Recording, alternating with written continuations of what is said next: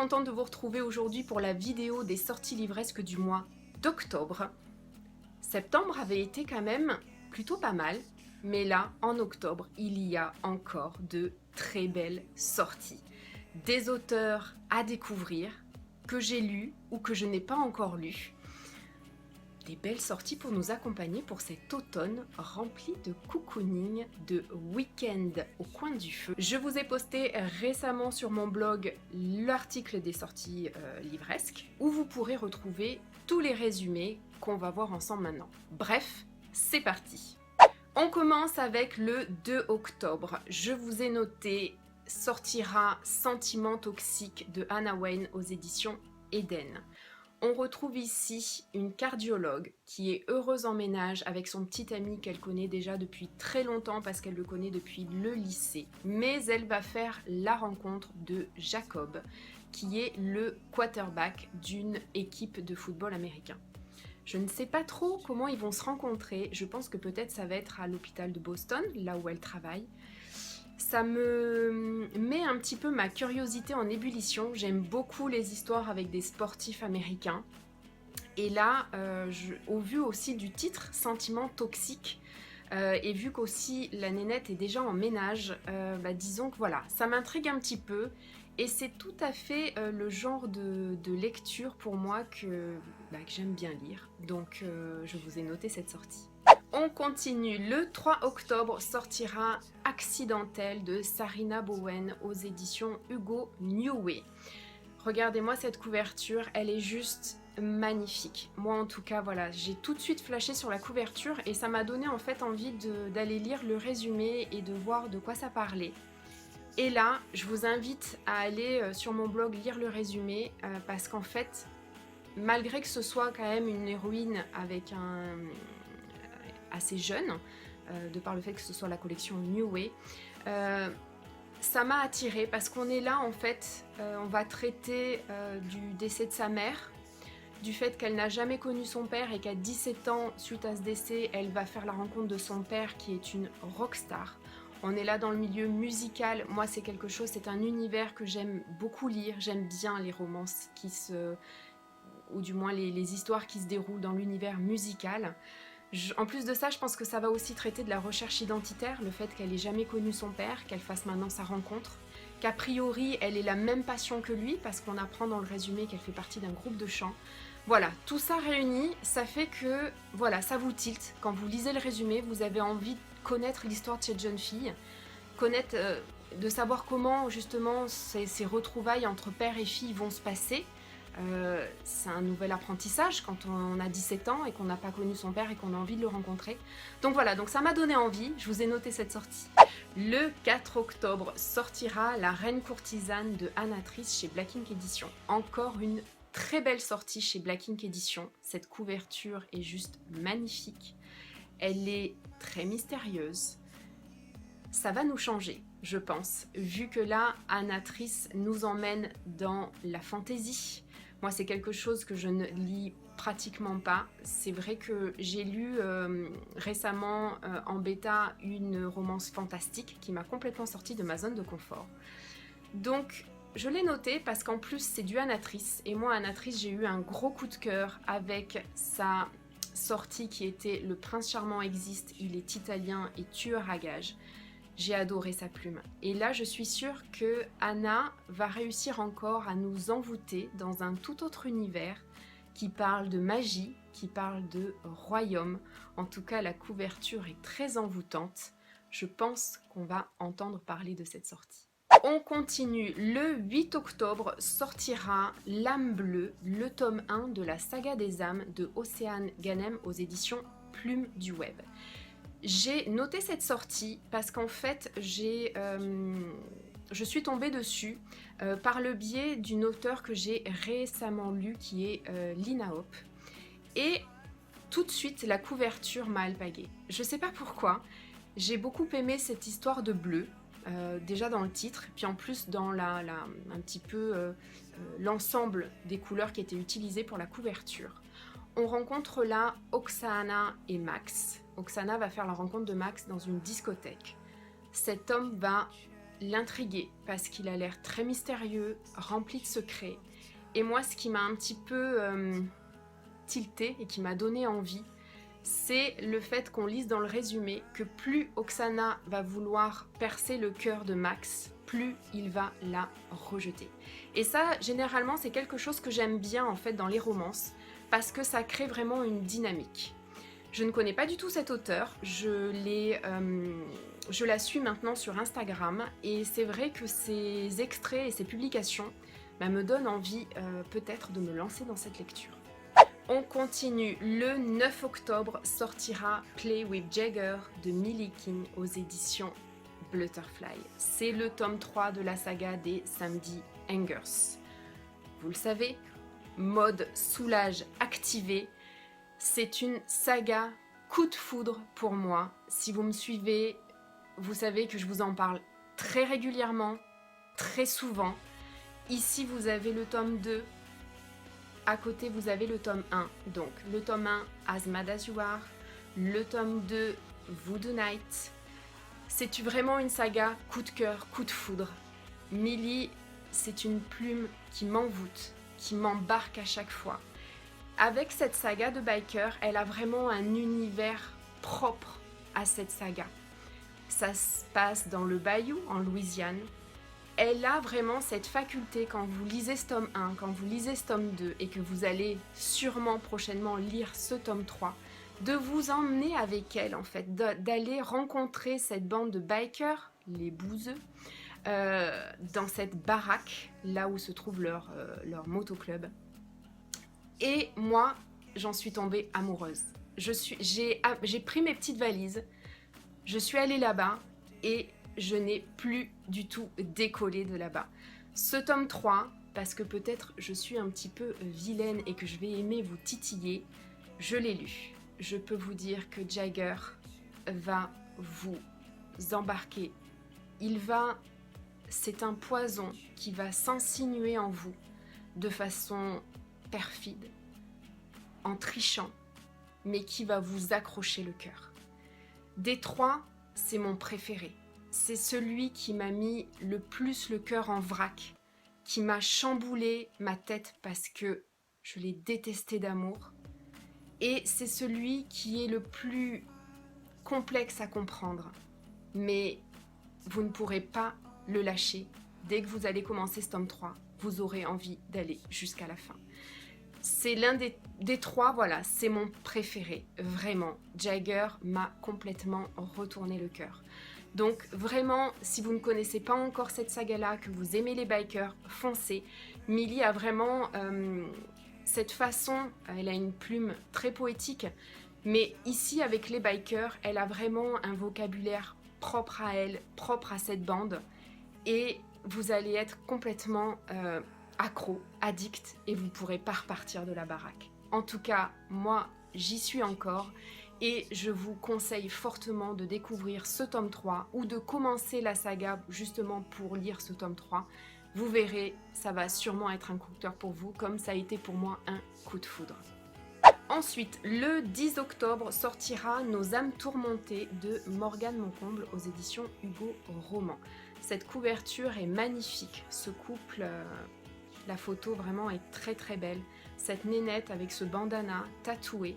Quand vous lisez le résumé, vous avez vraiment l'impression d'avoir l'héroïne du personnage sur la couverture. Une jeune fille qui se retrouve dans une situation un peu compliquée. On a l'impression, à la lecture du résumé, qu'elle vit un petit peu comme une traînée.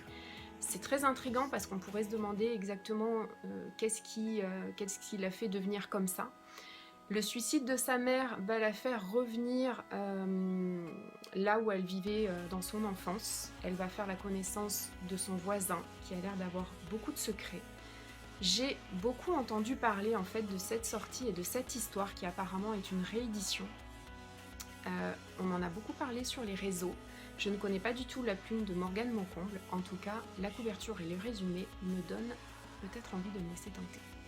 Le 10 octobre sortira Enzen de Karina Hale et Scott McKenzie aux éditions Hugo Roman. Encore une sortie dans l'univers musical qui m'a tout de suite donné envie.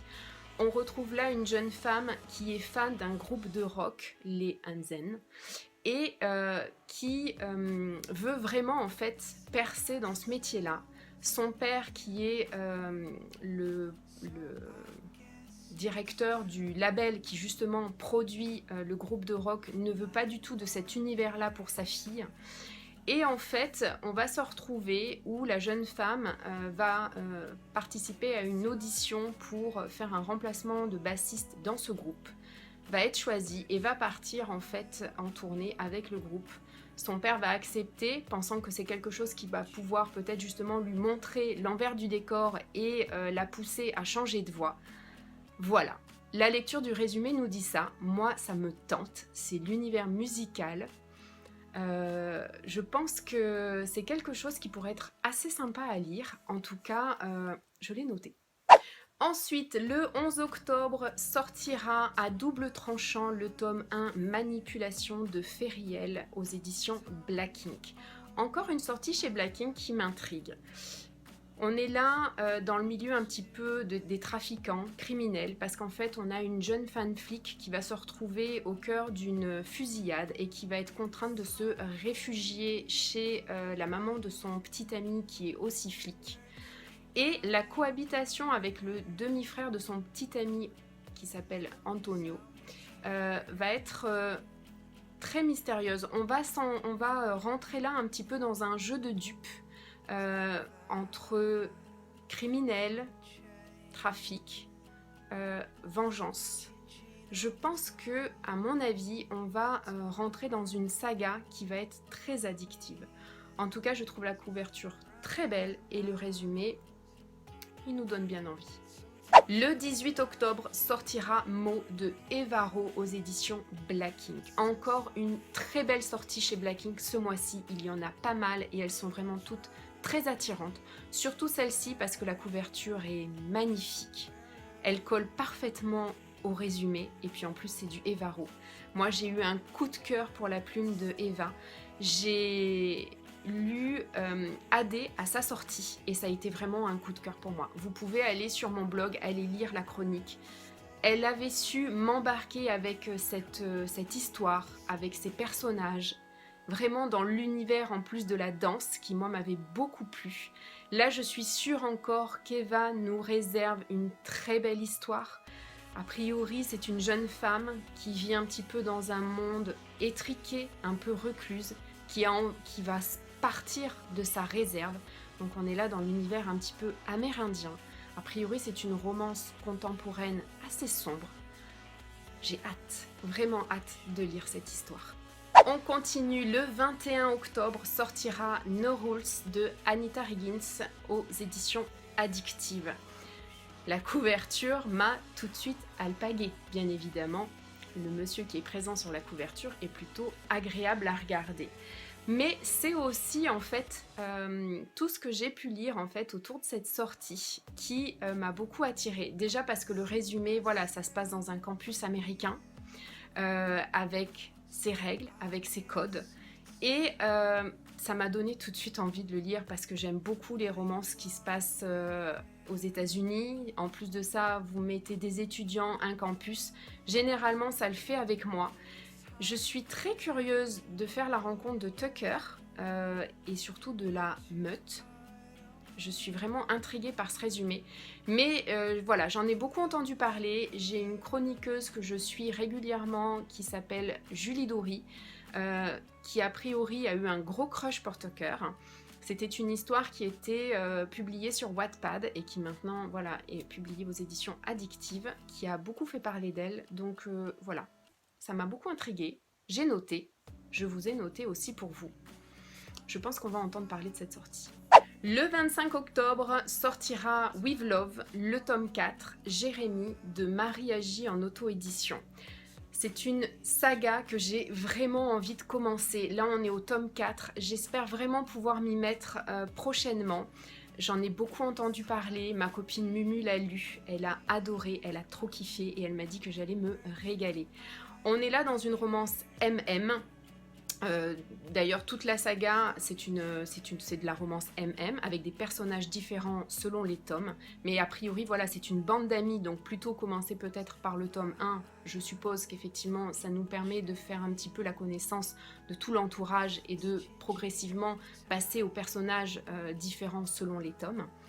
J'ai lu Marie cet été, je vous avoue que j'ai adoré. C'était ma première romance MM.